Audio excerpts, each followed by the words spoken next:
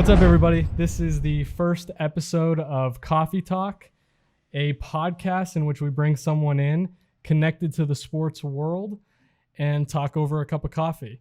Our first guest is going to be Coach Nathan Burton. He is the co-defensive coordinator and safeties coach at Georgia Tech.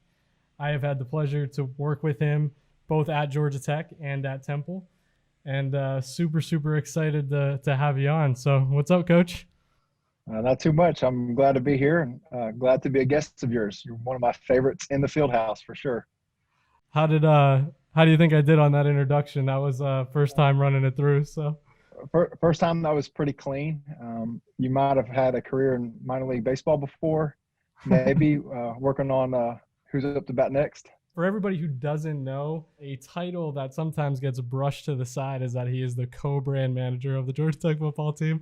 So while I was there, Coach Burton was highly involved in everything branding. I think I got just thrown into that sometimes just because of the personalities that you have to have. And when you're thinking about it, just how you make people feel in branding, you got to make them feel good, right? So there's photo shoots, there's all that stuff that you just got to jump in and do whatever. Working with you can't do it by yourself. You got to be a willing hand to do that stuff. The reason for starting this podcast is I really want to connect people with the humans that are working behind the scenes in sports. I think very often, and as it should be, it's about the players. But as I was coming out of school, I was struggling to figure out, like, where is a window for me to get into sports, right? I think sports ends for everybody at some point. For me, it was much earlier than, someone like you.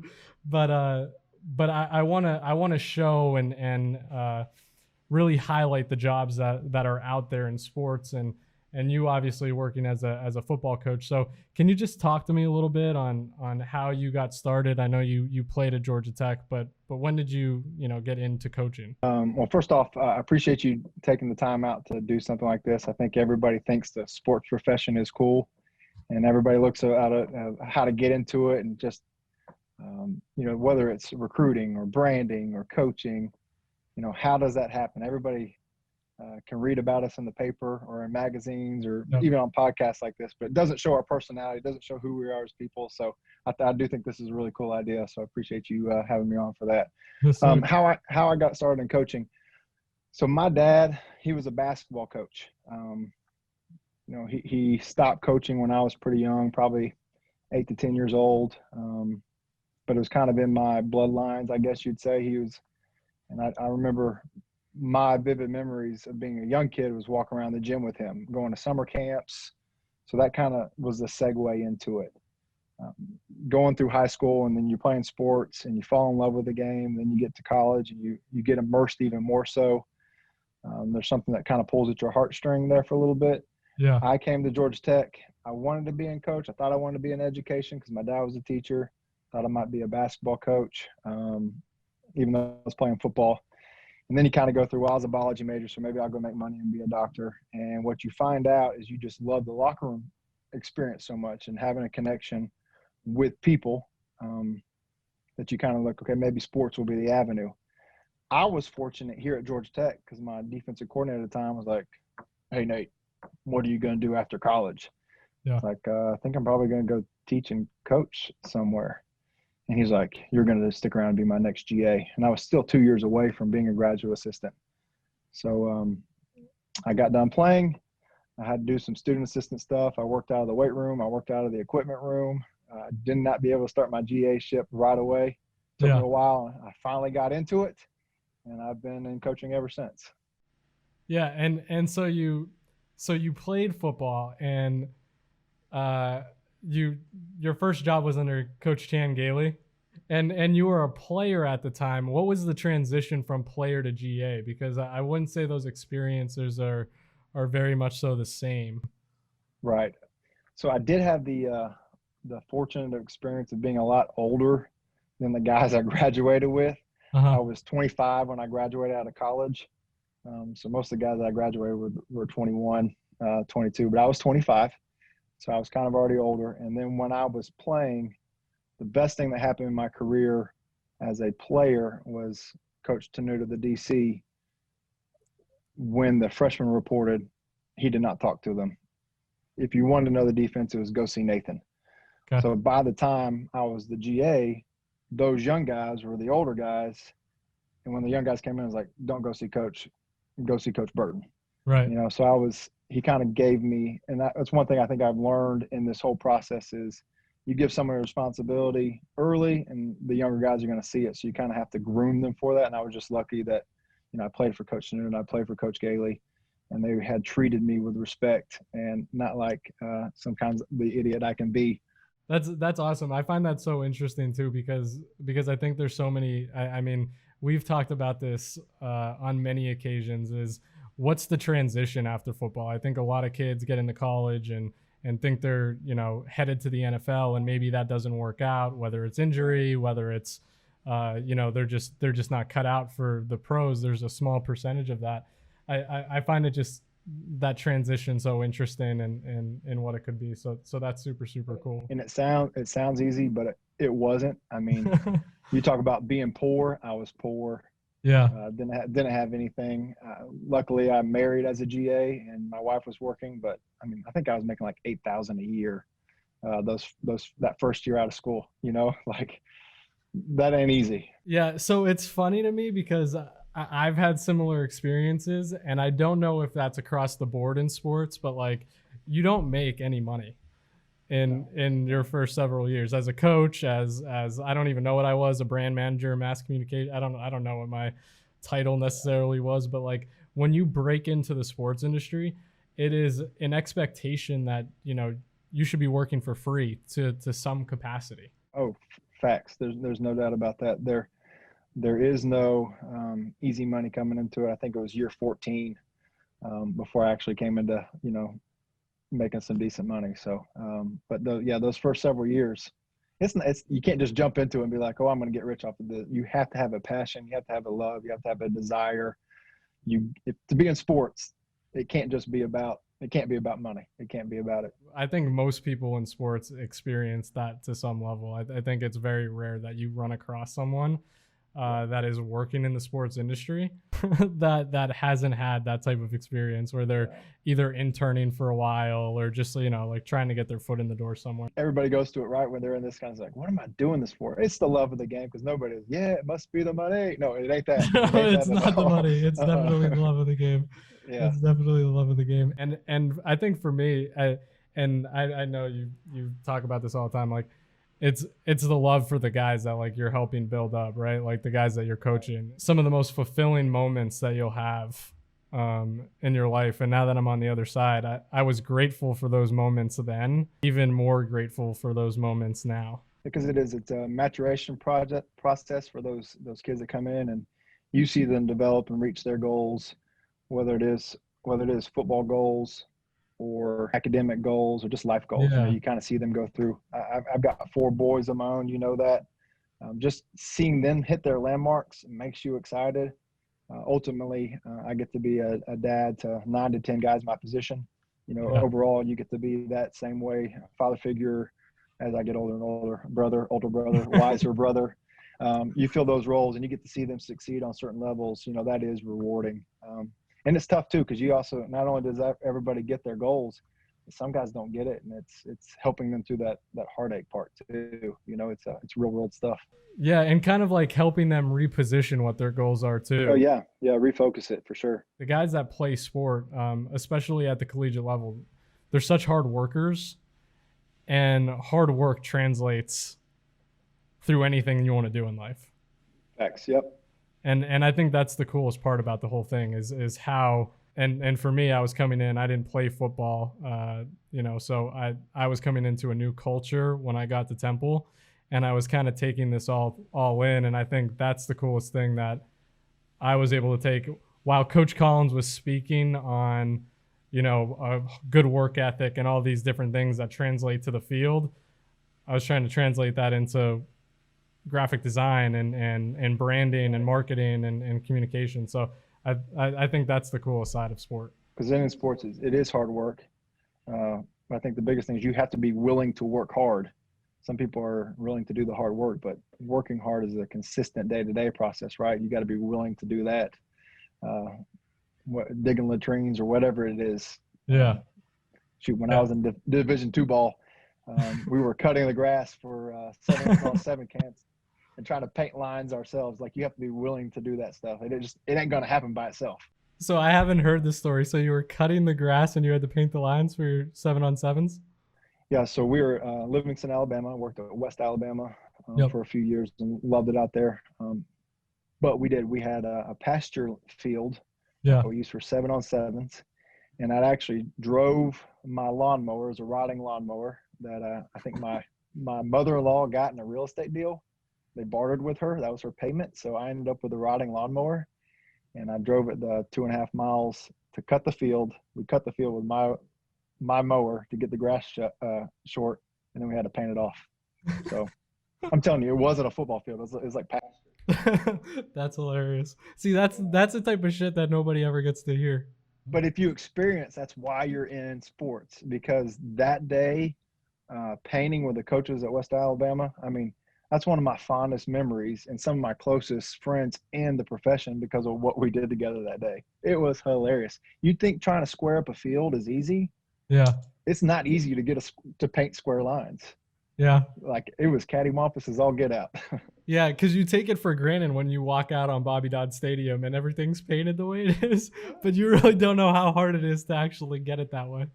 Do you know they have robots now that paint the field for you with satellites coming from the sky that paints it perfect? They have that. Are you serious? They have that. Yeah. It's like you type in the dimensions, and it's like the Roomba. I have a Roomba at my house, the robot. Yeah. It's like a Roomba for painting fields. They have that. Well, we need to invest in that. What are we doing? It's already invented. They already have that. They have that, though. It's not. I mean, that's so funny. I want to take a step back to something you said before. So you have 4 kids, and Miss Brittany, and again, just like in the sports world, I think moving around is also something that you have to do in order to get to the level that you want to get to. Can you speak to that a little bit and just like how you kind of dealt with some of those things? I know, from personal experience, it's not always easy, and you got to get on the same wavelength with your wife, and you want to always do what's best for the kids and all those things. I think anytime you try to think of our profession compared to what everybody else's profession is, right? If I'm an accountant and I'm in Atlanta. Yeah. Right. Well, there's probably 50 accounting firms in Atlanta, something like that, maybe more. I don't know. Probably a lot. You just be like, I'm just going to go from this one to that one. Yeah. Right. In sports, it's not like that. No. Right. If I want to be a college football coach in Atlanta at the Division I level, it's like, it's us in Georgia State. But that doesn't mean you just go over there and get a job. Right. Right. Like, you have to move to progress in your career. So, having kids and getting all that kind of stuff, I have 4 boys. They were born in 4 different hospitals. I had one born in Stillwater, Oklahoma. Yep. I had one born in Martin, Tennessee. One born in Tuscaloosa, Alabama. And then the 4th boy, we were right between Tuscaloosa and Meridian, Mississippi. And I was really trying to convince my wife. I was like, if we can just have William born in Meridian, we'll have 4 boys in 4 different states. She wasn't going to have that, but we did have 4 boys in 4 different hospitals. And I think you just have to be willing to move, to progress. Yeah. Is it hard on the family? It definitely is. It's one of those things that Charlie, my oldest, on his Christmas list, he had Grady, my second, he had 3 things on his Christmas list. He wanted an iPad. He wanted these little Lego serpentine things and something else, right? And then Charlie, my oldest, he had 2 lists of things. And on the top of the second list is I don't want to move. So, it is hard. Was that this year? Yeah, that was this year. Yeah. So that was, so it's it is hard, and you think while they're young, they don't really feel it and affect them, but it does. And it affects my wife.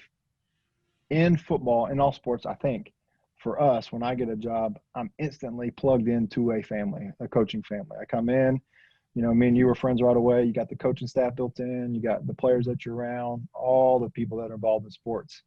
Your family doesn't have that instant plug-in. Right. My wife's got to create a whole new group of friends. She got to get connected into another church.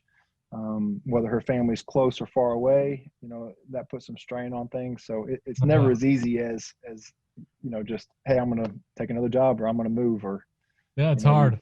But you got to bounce state to state, level to level, and there's no right path, right? So it's like sometimes it's just putting faith in God that He'll take you wherever that you need to be next. So yeah, because the industry is such like a networking thing. And I didn't realize that when I first got into it is that the reason those moves happen and the reason you get placed in some of those positions is because of the networking that you do throughout your career. And so for example, just of who has hired me in the course of my career, when I was hired at West Alabama, the head coach there, Brett Gilliland, I GA'd with him at Georgia Tech. Like we shared an office for 2.5 years together. Right. And then Coach Collins, when he brought me up to Temple, similar thing. When I was playing, he was a graduate assistant at Georgia Tech. So that was a 18-year relationship that happened before he hired me up at Temple. Yeah. I was 18, 19 years old at the time when I first met him. And then I was 38 working for him, so you think some of that stuff happens overnight, but that was 18 years of investment right there. Yeah. And when you like look at it in that way, it's crazy. It's like, you don't know when that's going to come into fruition. In profession, in sports, and really in life in general. Coach Phil Jones, he just passed, but he hired me at Shorter. Great man, one of the best men that you'll ever be around. But he talked about football is all about relationships.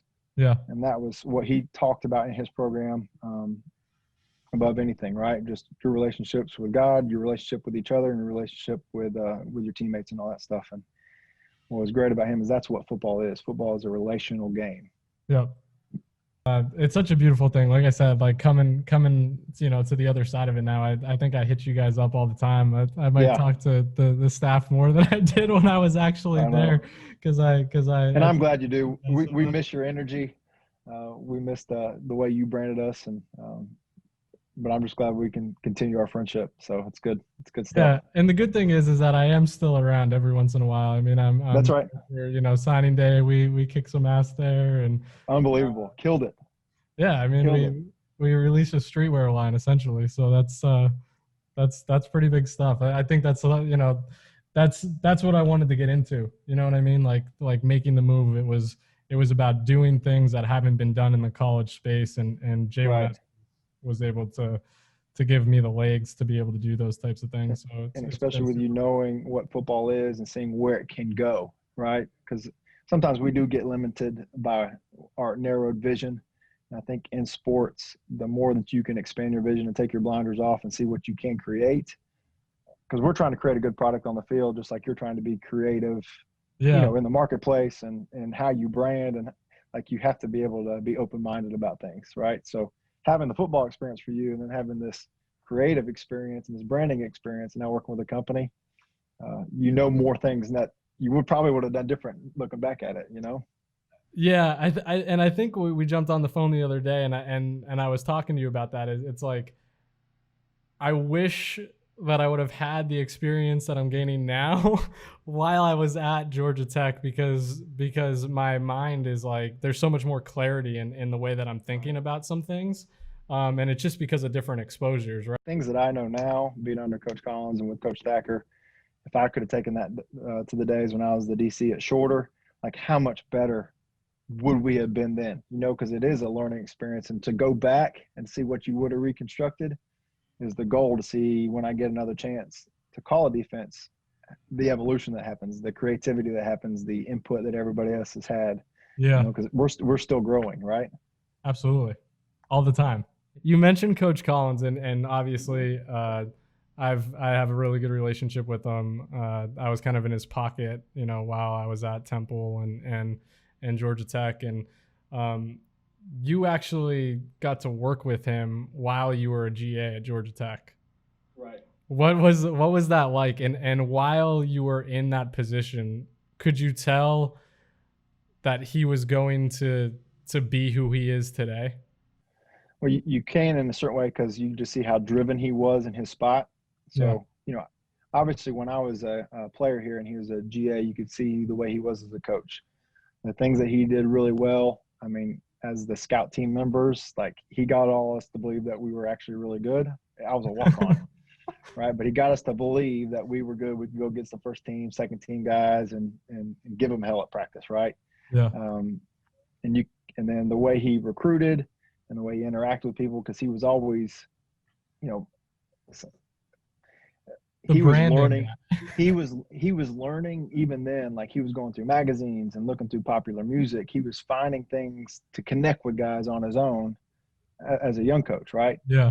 So, which I kind of remember that in my banks, but also seeing him when I was a graduate assistant, he was actually working at recruiting, and he was kind of taking that to the next level. Like he went into the MySpace deal, one of the social media deals, and kind of created our recruiting class off that. Nobody else was doing that, but he was learning what the kids were doing, what the players were doing, and kind of got into their world, figured out what he could do, where it was cool and what wasn't cool, and bought into that process and invested into that process. Yeah. And then to see him do that as a head coach, like it's the same guy that was that driven.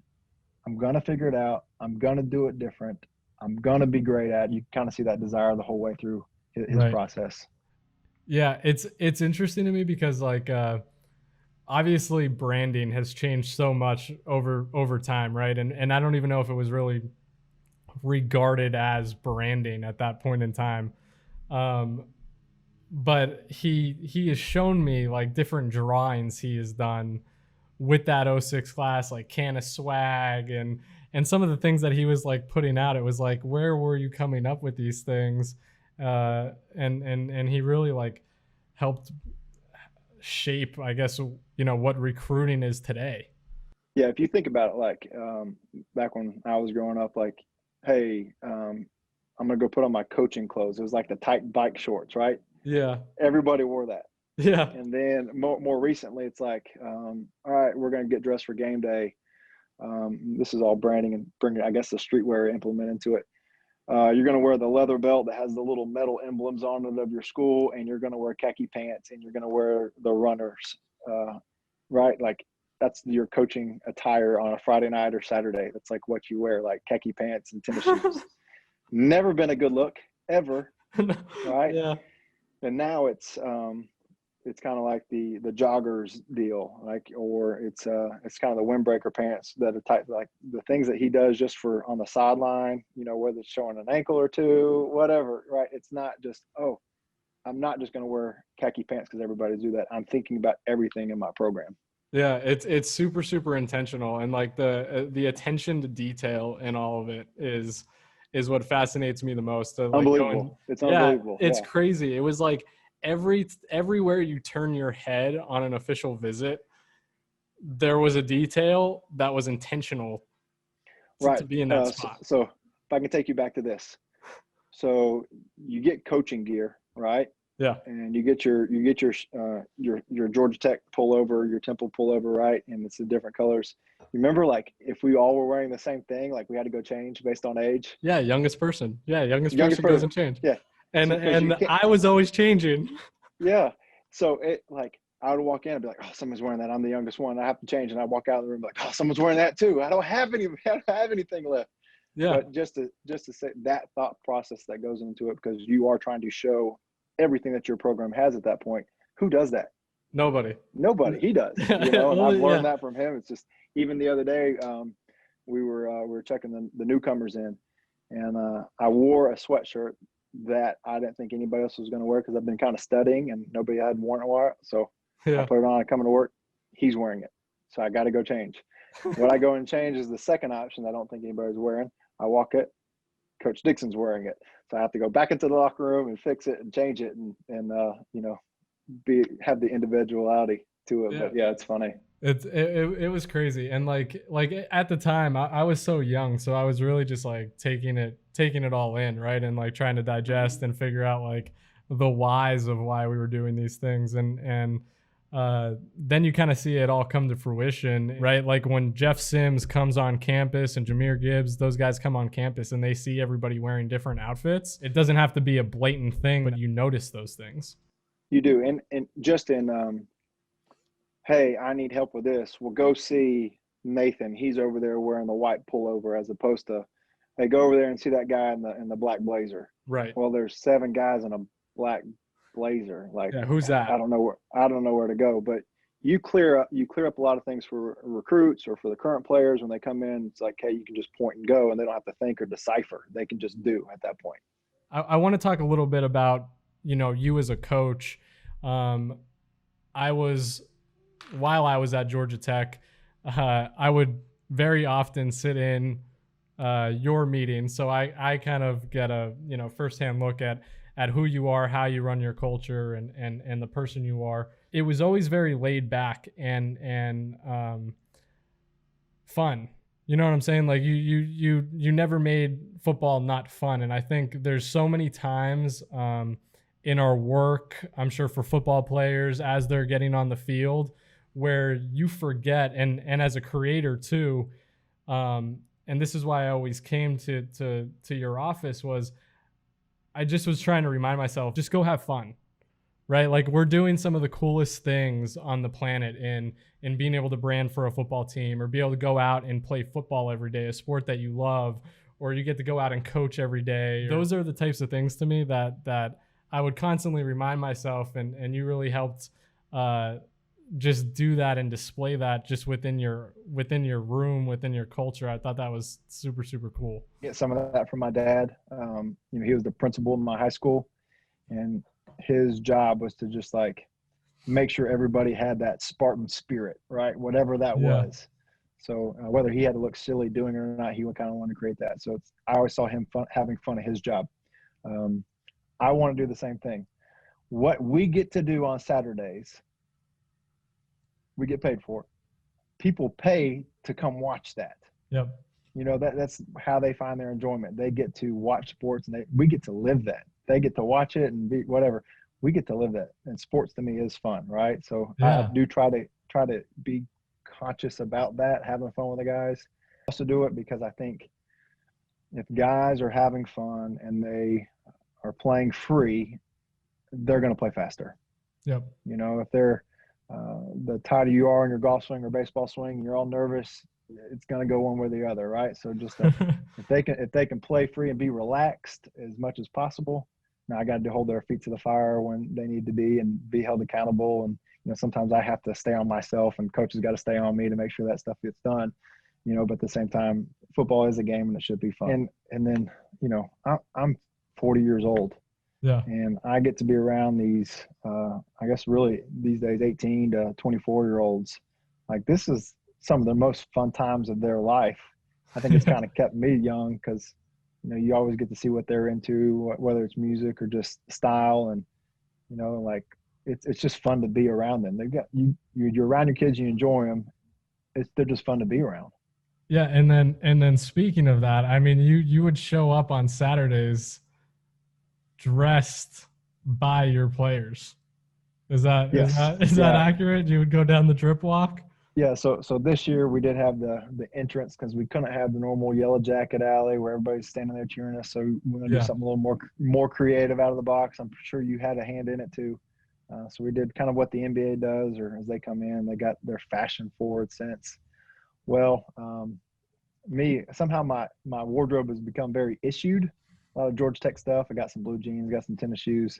But I guess it's very basic. My wife thinks it looks good, but the player's like, hey, coach, can we help you out with your drip? And so I had a couple of players, Wanye Thomas, Tariq Carpenter, Jaquan Griffin. They all dressed me at different times to get my swag level up. So yeah, and I think I do think it worked. I mean, I think you were pretty drippy, to begin with, but I think they really helped you level up. I will tell you, the first week I was very, very nervous because it looked like a Canadian tuxedo to me. It was a blue jean jacket, blue jean pants. But they said, Coach, if you want to rock it, you got to embrace it and you got to own it. And then talking with Anthony Parker, one of our coaches here, he's like, dude, it looks good. Just own it. And I saw the pictures. I mean, it was okay. Yeah, you hit it. I mean, I wear it on the weekend again. Yeah. You did your thing. With all that, and I think, in speaking to what your culture is and kind of, we talked a little bit about your background as a coach and kind of what your goals are, but I want to dive a little bit deeper into, like, you've stayed on this process, right, for X amount of years. You started as a GA and you've worked yourself up to being co-defense coordinator, safeties coach at Georgia Tech. Like, where do you see yourself, in the next 5, in the next 10? Like, where do you see yourself going in these next few years? But recently, even I had player meetings today, and I asked them, the goal was, where do you see yourself? What do you want to get out of spring? Yeah. Right. And I said, I want you to think backwards. I want you to tell me where you want to be at the end of spring. Don't tell me what your goals are going into spring. I want to know where you want to be, and then let's work back from there. So I can kind of give you that answer. Like, I do want to be a head coach. Yep. I want to run a program the way I've kind of adapted and grabbed things from all the great coaches that I've been around. And some of the stuff I like, some of the stuff I don't like, and want to be able to run it a certain kind of way and see if it can work, right? So that's my ultimate goal. I'd love to be a defensive coordinator, calling it again here very soon, the next 2 or 3 years, really, because you have to kind of have that calling experience these days to be able to move to the head coaching deal. So kind of taking those stepping stones. Now, if I can go straight from now to a head coach, I do that too. Right? Yeah, for sure. But I think ultimately in the next, being 40 in the next 6 to 8 years, I'd love to be a head coach. Me and you have talked a little bit about, like, what would it be like if you're a head football coach? Like, how are you going to run your program? And in speaking with you, and I've talked to many coaches about this, I think you have such a unique view on how a football program should operate. I think there's a combination of it, right? My view of football, ultimately now we're a business. Yep. It's got to that point where it's a business. It's not, you can't run it necessarily like a sole proprietor or whatever. I don't even know that word, but it's like not your own business. There's a lot of people involved. So you have to have like a CEO and a chief operating officer. Just how a normal business would be structured, you need all those different things, because as a head coach, you're wearing a branding hat, you're wearing a recruiting hat, you're wearing facilities hat, you're wearing community relations hat, you're building bonds with your players, and you want to be player development, and you have all these different hats. Yep. I don't know technically if you can just do all those as a head coach. You have to surround yourself with people that are really good at their jobs. Yep. And support them and give them some freedom to kind of build, kind of create. Sometimes I think in this profession, you're so focused on certain things that you get less creative. You don't want to will out of the house because some things are going to get denied at a certain level. So I think there is a kind of a boardroom opportunity. It kind of goes around, everybody passes ideas, but at the end of the day, somebody's got to make the decision. Yeah, that's the head coach, but it is more business structured. Yeah. Oh, and we've talked about, like, even bringing in like a general manager or CEO type position that kind of helps operate the building while you get to focus more on the football side of things, so you can make sure that you guys are doing the right things from an X and O standpoint. That's right. Yeah, because I think as a head coach, you can be an expert in a lot of things, but how deep can you get in there for each thing that you need to wear, right? So having the CEO to make sure everything's in order, having the operation manager to make sure that everything's in order operationally. It's easy to check on them, someone that you trust, and let them do their job, and see how it goes. So, because it even goes into coaching, right? You hire offensive coordinators and defensive coordinators, and then they have the assistants underneath them. It's like you've got to let people do their job, but you also got to give them the focus of doing that. I'm not necessarily sure with this podcast how I want to wrap up, so I'm gonna just kind of shoot at the hip here. Okay. And the good thing is how to edit, so you could probably do this like 3 or 4 different endings. At least, yeah. I'm probably gonna chop it up in like 60 different ways and just see which one fits best. So the reason I want to wrap it up this way is I seen a funny video of you of you and Jeff Sims that I think Wanye was shooting from his locker, of you guys kind of doing like this little dance. And I'm not making you dance, I promise. Okay. It's not going there, but Because you're gonna have to play me music so I can feel the rhythm if you want that at yeah, all. for sure. Yeah, Okay. and I just don't know if I can hit a hard enough beat for you. What is your fondest memory working in sports thus far? The fondest memory that you have is it's for me. It's the experience I've had with the coaches on staff when we're. I got a couple of friends of mine, Max Thurman and Adam Ross. Right, leaving the office at West Alabama, little parking lot, had a 1 mile drive home. Yeah. We've been together all day. We've been doing football. We've been doing what's going on in our players' lives. We've just been, like all these different problems arise up and you solve them, right? At the end of the day, when you walk out and you're in the parking lot and you're there just having a conversation, and it's like that 30-minute conversation that you just can't get home Yeah. because you're just hanging out with your friends. Those are the experiences that I'll carry from coaching and why we still do it. Times around the campfire, going back to high school, the relationships I had with my buddies growing up playing football, like all the silly fun that we would do, checking each other out of class and playing foursquare, with your teammates. Like those are the things that I remember the most. Yeah. Just the crazy antics that we used to do in the locker room, or the Thursday night dinners that we had as players. Those are the things that I remember the most. You know what I mean? So yeah, it's like I, outside the game. Yeah, it's all outside the game. It's outside the game part. The wins and losses, you remember those and you feel those, but sports is so much more than that. Yeah. Well, that's a good answer. I love that. Yeah, sorry. You about made me tear up right there, just rehashing some of those I love it. I love it. Yeah. We get so again, Coach, I really appreciate you being my first guest on this podcast, and wrap it up now, and we could probably I'm going to say we're going to wrap up, but we're actually probably just going to shoot the shit for another 20 minutes after this. The good news for you, it's only up from here for your guest. Set that low bar. Come on, that's not true. That is not true. That is not true. No, but again, I really appreciate you. You know how much you mean to me, and I really appreciate you jumping on, and thank you. Hey, anytime. Love to do it again. You're the best.